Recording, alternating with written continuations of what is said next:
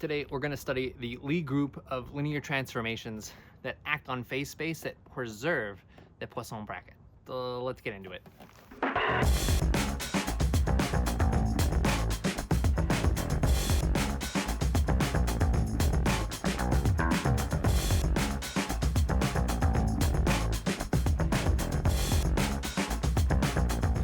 Now, in an ordinary finite dimensional vector space, right, you have the general linear group of transformations, which are basically the invertible matrices. And they take any vector W to another vector V just by multiplying by a matrix. And because they're a group, we know those matrices are invertible.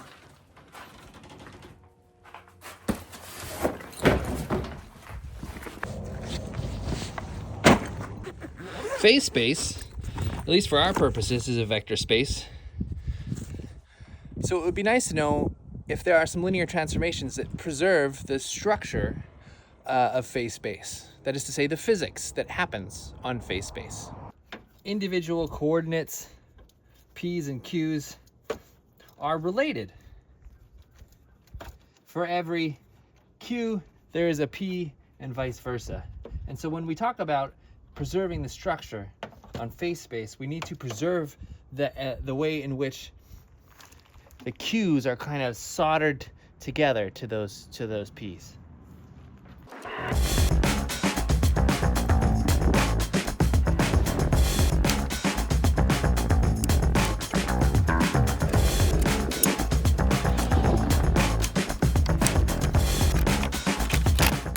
And so really what we're looking for are the linear transformations on phase space as a vector space that also preserve the Poisson bracket. Such a linear transformation, by the way, is called a symplectomorphism, or at least a linear symplectomorphism.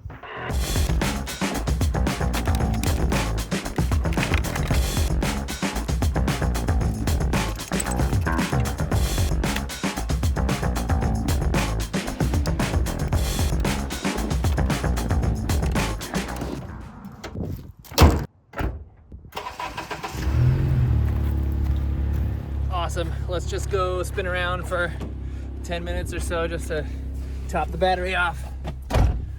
Whew. I love it when things work.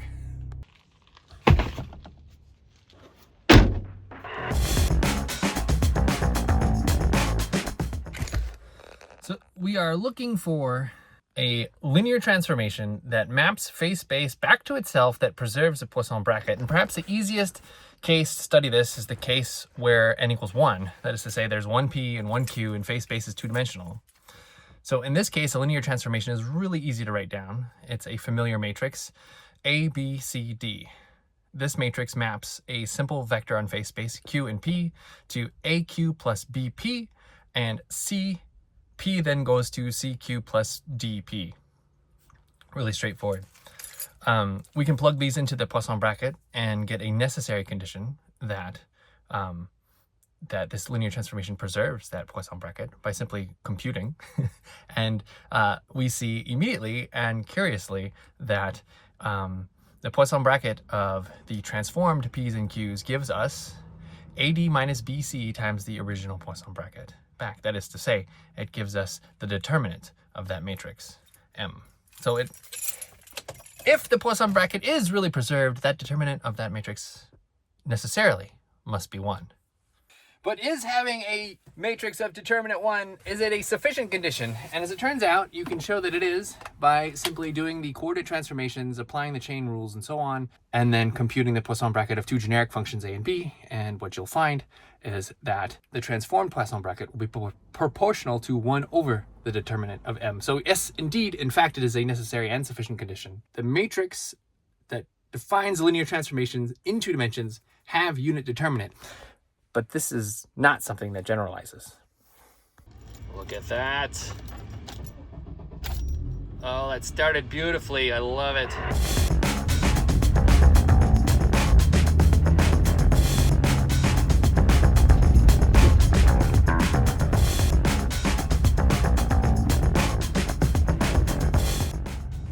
We are interested in the matrices that are invertible that also have determinant 1. we're going to show that those actually form a group, a subgroup of the general linear group of invertible matrices, in this case on R2. But in the meantime, let's study the details of SL2R, especially as it applies to phase space. Best dark roast pretty much this side of the Mississippi. Maybe even best dark roast ever. It's really good. It's from our local roaster. I'm not a dark roast person myself, but everyone swears by it, including the roaster. So thanks to Bob at Larry Coffee. But that's a story for another time. Let's start off with a couple of simple propositions. First, SL2R is a proper subgroup of GL2R. Proof. Well, the determinant of the products is the product of the determinant. So if the determinants are 1, their product is going to be 1. Additionally, the determinant of the identity matrix is, of course, 1. And so, therefore, the determinant of the inverse matrix is also going to be 1. So, lo and behold, yes, you have it as a proper subgroup because GL2R can have any determinant that's not equal to 0.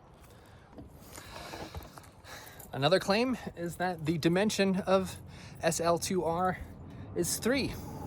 The dimension of GL2R is, of course, 4 because there's 4 different entries that you can put in. For SL2R, there are 4 entries, but there's also one constraint that the determinant AD minus BC is equal to 1. And so that gives us 3 left over.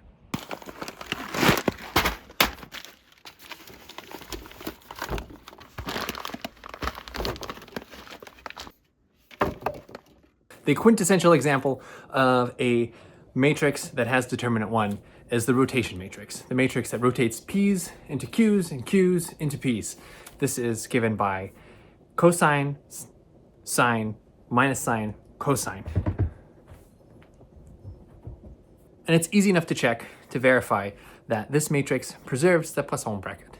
Why you would want to rotate p's into q's is a whole nother question. It's a question that will have a lot of interesting, if not fascinating, relevance to the study of quantum mechanics. But let's move on to a separate example. Another example along the same lines are the hyperbolic trigonometric functions, cosh and sinh.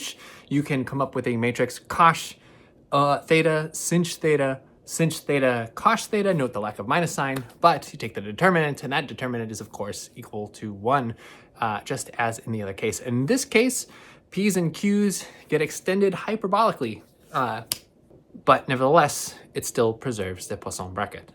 A fourth example, an example which actually might be a little bit more interesting and or useful, you can call it dilatations.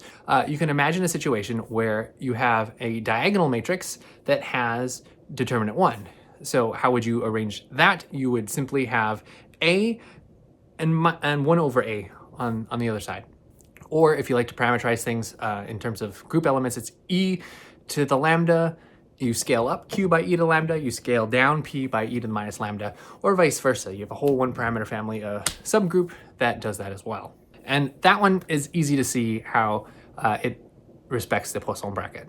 Finally, a really interesting example from my perspective, anyway, is what we're going to call a parabolic element. It's a upper triangular matrix with 1s along the diagonal, so its determinant is 1 by default, but there is an interesting member left out, and that is x. What is interesting about this matrix is if you, yes, it has determinant 1, but if you multiply it, if you square that matrix, what are you going to get? You're going to get 1, 2x, 1. And if you cube it, you're going to get 1, 3x, 1. And so what you actually end up doing is finding a map from the multiplication of matrices, right? You squaring powers of this matrix to the ring of the additive ring of integers. That concludes our quick tour of some examples of members of SL2R, the linear symplectomorphisms of the 2-dimensional phase space.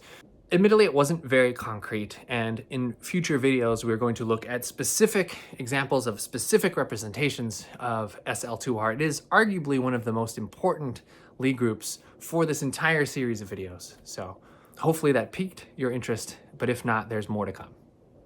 Next time, we're going to do the general case. We're going to look at 2n-dimensional phase space. See you then.